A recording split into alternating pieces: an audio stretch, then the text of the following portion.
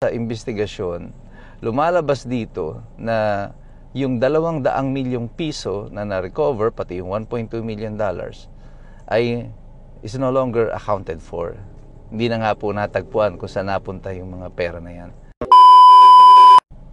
Alam nyo ba, ni minsan hindi ko pa ibinoto si Ping Lacson. Anong dahilan? 2 words. Kuratong Baleleng. Ito po muli si Attorney Mike Operario at pag-usapan natin ito. At ito lamang po ang umpisa ng serye ng ating diskusyon tungkol dito sa issue na ito ng Kuratong Baleleng.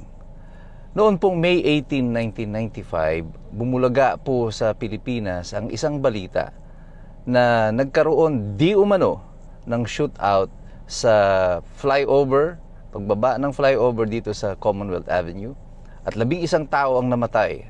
Ayon sa kapulisan, ito ay mga miyembro ng Kuratong Baleleng. Ako po ay bagong abogado pa lamang noon at kapipirma ko pa lamang sa Roll of Attorneys noong May 3, 1995.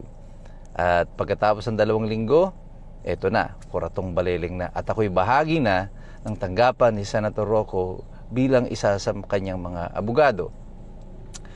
Noon pong May 21, bigla pong sumulpot itong si SP Otto de los Reyes sa aming tanggapan. Pagkatapos po ng araw ng shootout, meron pong isang lumabas noon na artikulo sa dyaryo na pinasisinungalingan na ang shootout at sinasabi na ang mga pinatay sa loob ng van ay mga nakaposas.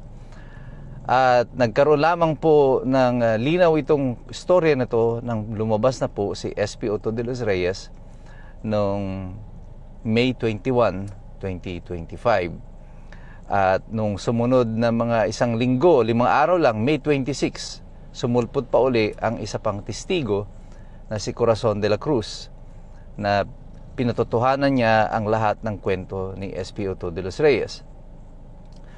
Ang pagpunta po ni SP Otto de los Reyes sa aming tanggapan ay dahil sa kanyang takot na baka siya ang maging fall guy dito sa usapin na ito. Bakit niya sinabi yun? Ayon kay SP Otto de los Reyes, nung pagkatapos daw ng operasyon, ay ipinare-record sa kanya ang halagang 200,000 piso bilang mga ebidensya ng perang nakalap o na-recover mula sa Kuratong Baleleng. Pagkatapos nun ay pinabubura daw sa kanya yung mga serial number ng mga baril. Yan naman po lahat ay public record at bahagi ng Senate investigation. Bakit siya natatakot doon sa pera? Kasi alam niya na hindi lang 200,000 ang na-recover nila. Ayon sa kanya at kay Corazon de la Cruz, 2 van ang pinagsakyan ng mga pera na umaabot sa mga 200 million pesos at meron pang mga dolyar na mga around $1.2 million na nakulimbat din, na ninakaw din itong mga Kuratong Baleleng sa ilang buwan nilang pamayagpag dito sa Kamaynilaan sa pang-hold up ng mga bangko. At sa kanyang paglabas bilang testigo, inumpisahan sa Senado sa pamumuno ng Committee on Justice and Human Rights na pinamumunuan ni Senator Raul Rocco at ng komite ni Ernesto Maceda at saka ni Orly Mercado ang pag-iimbestiga. Dito na nga po ay gumulong na ang mga investigasyon. At sa daloy ng mga impormasyon doon sa investigasyon, lumalabas dito na yung 200 milyong piso na na-recover, pati yung $1.2 million, ay is no longer accounted for. Hindi na nga po natagpuan kung saan napunta yung mga pera na yan. Para po sa akin, nung panahon na yon, wala akong simpatsya dito sa mga Kuratong Baleleng kasi napaka-violente nila. Ito yung mga tipo ng hold-upper na mamamaril muna, papatay muna bago mag-aanunsyo ng hold-up. At sunod-sunod po yung kanilang hold-up nila noon sa Kamaynilaan. At wala kang mararamdaman na anumang lungkot sa kanilang kamatayan. Subalit, ang punto dito ay bakit kailangan i-set up pa na parang may shootout gayong nahuli naman na nila yung mga tao? Kung ang interest naman dito ay pera lang, o bakit di na lang sinalvage yung mga tao, binaon ng walang nakakaalam? Bakit kailangan may shootout pa? Sa mga pagtatanong doon sa Senado, lumabas na kapag pala may shootout, mayroong instant promotion ang mga involved doon sa operation. At bagamat mayroong supposed reward kina De Los Reyes ang kanilang promotion, mas masidhi yung kanyang takot na sila ay gawing fall guy dito sa sitwasyon na ito, at yung konsensya niya na mayroong 11 tao na pinatay nung araw na iyon ng walang kalaban-laban. Well, 8 sa kanila ay inaresto sa Superville Subdivision sa Parañaque.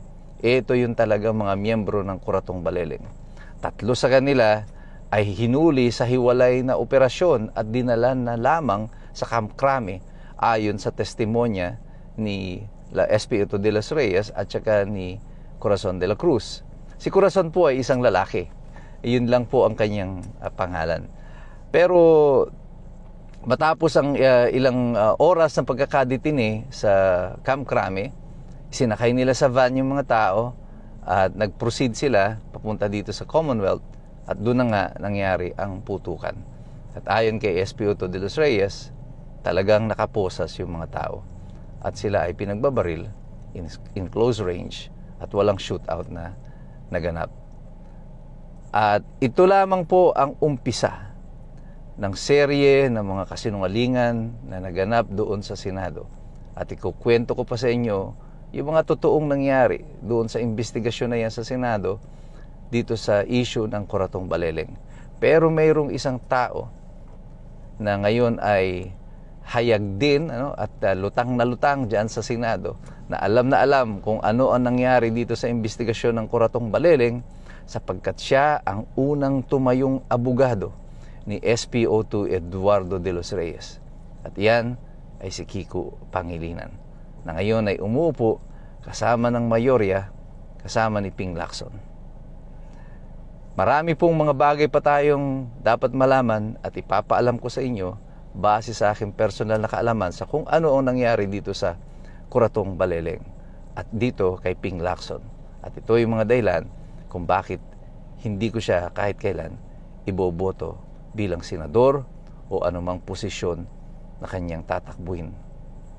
Patuloy po tayong magmasid, mag-aral, at tayo po ay makialam sapagkat mahirap pong makialam ang taong walang alam.